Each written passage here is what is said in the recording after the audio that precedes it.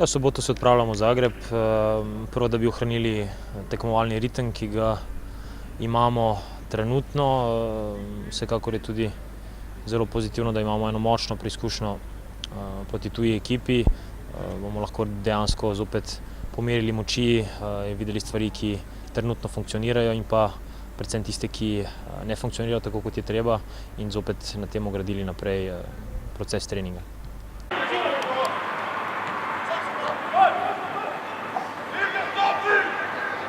Vsekakor je nasprotnik tako kvaliteten, da nam bo pokazal pomanjkljivosti, in to želimo.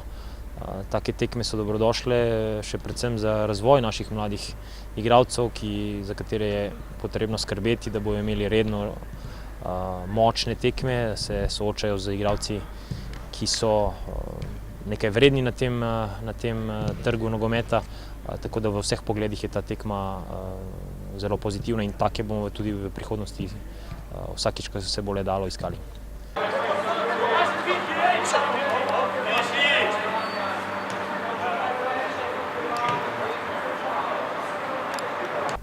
Vsekakor prijateljska tekma proti hrvaški ekipi ne bo imela tako močnega prijateljskega značaja, ker so to zelo zahtevne tekme, močne tekme, in tukaj bomo vsekakor uporabljali celoten naš kader, da vidimo, kdo v tem momentu nam lahko pomaga največ, in konec koncev tudi prepustili konkurenci sami, da odloča, kdo je najbolj v tem momentu pripravljen, da nam prinaša točke.